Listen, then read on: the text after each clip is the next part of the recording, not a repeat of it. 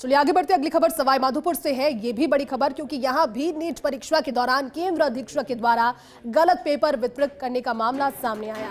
दरअसल national testing agency की सार्वजनिक सूचना के बाद फिर से परीक्षा शुरू हुई, लेकिन प्रभावित करीब 120 विद्यार्थियों के लिए दोबारा परीक्षा आयोजित अभी हो रही है। बालिका उच्च माध्यमिक आदर्श विद्या मंदिर में परीक्षा के दौरान जो गफलत सामने आई थी, उसके बाद ये फैसला लिया गया। हालांकि फर्स्ट इंडिया ने इस मामले को प्रमुखता से उठाया क्योंकि ये बच्चों के करियर से जुड़ा हुआ सवाल था। ऐसे में कलेक्टर डॉक्टर खुशहाल सिंह यादव ने निर्देश दिए और उनके निर्देश पर परीक्षा केंद्रों पर तहसीलदार मुकेश अग्रवाल फिलहाल व्यवस्थाओं को संभाल रहे हैं।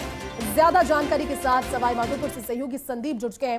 संदीप, हमारी कोशिश, फर्स्ट इंडिया की कोशिश यही रही कि जितने अभ्यर्थी इस परीक्षा के लिए कितने लंबे समय से तैयारी करे थे, उनके साथ में एक चूक की वजह से नाइंसाफी ना हो, उसको लेकर प्रभावित 120 विद्यार्थियों की दोबारा परीक्षा आयोजित की जा रही है।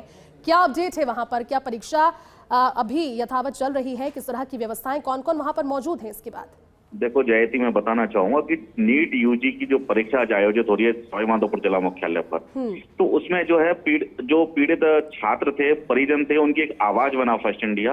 और फर्स्ट इंडिया ने समय पर खबर को प्रमुखता से प्रसारित करके अधिकारियों का ध्यान आकर्षित किया और यहाँ तक कि जो नेशनल टेस्टिंग एजेंसी है उसको सार्वजनिक सूचना जारी करनी पड़ी कि परीक्षा दोबारा आयोजित होगी। और परीक्षार्थियों की मांग भी यही थी कि जो गलत पेपर उन्हें दिया गया है, ऐसे में जो इतने टाइम से वो तैयारियां कर रहे थे, बड़ी लगन के साथ उन्होंने मेहनत की थी, तो उनकी जो मेहनत पे पानी नहीं फिरे, ऐसे में परीक्षा दोबारा आयोजित हो। बहरहाल जो है नेशनल टेस्टिंग एजेंसी ने परीक्षा दोबारा आयोजित करवाई है। उसी परीक्षा केंद्र पर जो बालिका आदर्श विद्या मंदिर है, उस पर परीक्षा दोबारा शुरू हुई है। जिला कलेक्टर खुशहाल यादव के निर्देशन पर मुकेश अग्रवाल जो तहसीलदार हैं, वो वहाँ व्यवस्थाएं संभाल रहे हैं। तो सबसे बड़ी बात यह है कि अभी जैसे परीक्षा देर शाम शुरू हुई है, तो थोड़ा अंधेरा भी वहां होने लगा है। अभी जो रिसेंटली एक जो परिजनों की जो पीड़ा सामने आई है, वह यही है कि वहां कोई रोशनी के माकूल इंतजाम नहीं है। बहरहाल जो है स्थानीय स्तर पर कुछ व्यवस्थाएं की जा रही हैं, जेंट सेट वगैरह लगा के रोशनी उपलब्ध कराने के।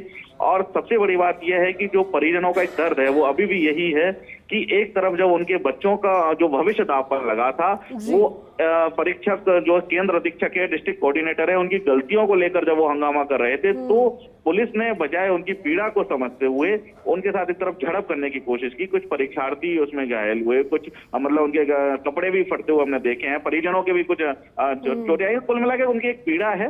तो कुल मिला इन चीजों को देखने के बाद अभी बहरहाल सबसे बड़ी बात यही है कि परीक्षा एक बार शांतिपूर्ण संपन्न हो जाए। जो परीक्षार्थी वंचित रहे थे, जिनको पेपर दूसरा मिला था, वो जिन्होंने इतने समय से मेहनत की थी, एक बार उनकी मेहनत जो है वो उसको अपने कागज पर उसको उकेर सके वो। बिल्कुल संदीप, और कोशिश हमारी यही थी। हालांकि इन चीजों पर भी जांच होनी चाहिए, लेकिन कोशिश ये थी कि कम से कम आज का जो दिन है ये जाया ना हो। अभ्यर्थी एग्जाम दे रहे हैं।